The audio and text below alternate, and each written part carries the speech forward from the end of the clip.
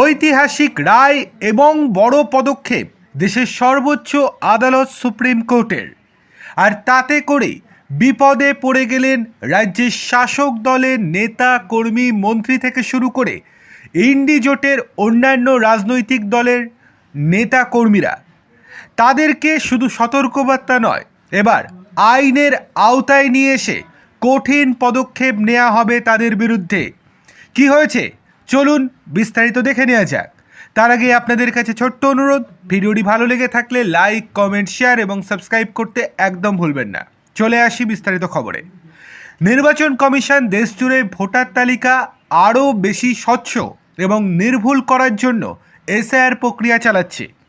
এটি একটি নিয়মিত প্রক্রিয়া যার মাধ্যমে মৃত ভোটারদের নাম বাদ দেওয়া, ডুপ্লিকেট নাম সংশোধন করা এবং ভুলভাবে যুক্ত হওয়া নামগুলি যাচাই করা হয়। কিন্তু কিছু রাজনৈতিক দল এই প্রক্রিয়ায় প্রশ্ন তুলে বারংবার অভিযোগ করছে যে বুথ লেভেল অফিসারদের ওপর অতিরিক্ত চাপ সৃষ্টি করা হচ্ছে। অভিযোগ করা হয়েছে বিএলওদের হুমকি দেওয়া হচ্ছে এবং ভোটার তালিকায় স্বেচ্ছাচারিতা চলছে। গত কয়েকদিন ধরে এই অভিযোগগুলি এত বড় আকার ধারণ নিয়েছে যে শেষ পর্যন্ত বিষয়টি নিয়ে এবার সুপ্রিম কোর্ট কড়া পর্যবেক্ষণ দিল। গতকালের শুনানির সময় সুপ্রিম কোর্ট অত্যন্ত কঠোর ভাষায় জানিয়েছে যে যদি কেউ বিএলওদের হুমকি দেয় বা কোনো প্রকার বাধা সৃষ্টি করে তবে সেই ব্যক্তিদের নাম, তারিখ, ঘটনার বিবরণ এবং প্রমাণ আদালতে পেশ করতে হবে। এই প্রসঙ্গে আদালত পরিষ্কারভাবে বলছে, আপনারা শুধু অভিযোগ করতে পারেন না, আমাদের তথ্য, নাম এবং প্রমাণ চায়।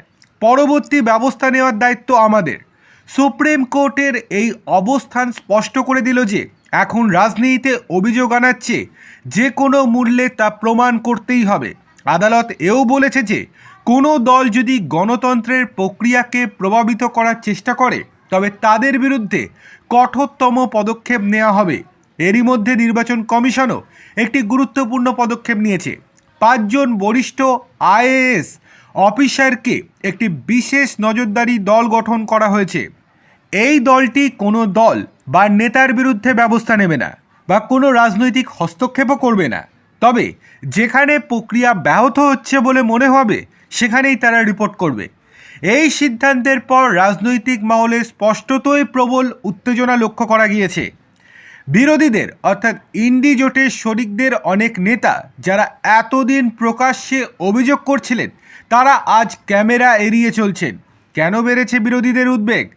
বিরোধীদের সবচেয়ে বড় সমস্যা হলো যে এখন তারা কেবল বিবৃতি দিতে পারবেন না। যদি কোনো বিএলওকে হুমকি দেওয়া হয় বা ভোটার তালিকা থেকে নাম বাদ দেওয়া হয় তবে তার শক্ত প্রমাণ তাদেরকে আদালতে পেশ করতেই হবে। রাজনীতিতে অভিযোগ করা খুবই সহজ, কিন্তু আদালতে তা প্রমাণ করা ঠিক ততটাই কঠিন। এই কারণেই গতকালের রায়ের পর অনেক রাজনৈতিক দলের মধ্যে অস্বস্তি বেড়েছে, যার মধ্যে আমাদের রাজ্যের শাসক দল তৃণমূল কংগ্রেসও রয়েছে। কারণ 3টি পয়েন্ট চলে আসছে। প্রথম পয়েন্ট, আদালত প্রতিটি বিবৃতির প্রমাণ চাইছে। 2 নম্বর, নির্বাচন কমিশন প্রতিটি কার্যকলাপের ওপর নজর রাখবে। এবং 3 নম্বর, প্রতিটি পদক্ষেপ রেকর্ড করা হবে এবং সেই রিপোর্ট সুপ্রিম কোর্টে যাবে। সুপ্রিম কোর্টের গতকালের রায় একটি বড় এবং গুরুত্বপূর্ণ বার্তা দিয়েছে। দেশের গণতান্ত্রিক প্রক্রিয়া নিয়ে কোনো রকম ছিনিমিনি আর কোনোভাবেই সহ্য বা বরদাস্ত করা হবে না। ভোটাধিকার গণতন্ত্রের সবচেয়ে পবিত্র অধিকার এবং এর পবিত্রতা কেউ বিপন্ন করলে তিনি যত বড়ই নেতা হন না কেন অবশ্যই তার বিরুদ্ধে কঠোর এবং আইনানুগ ব্যবস্থা নেওয়া হবে। দরকারে তাকে গ্রেপ্তার করা হতে পারে।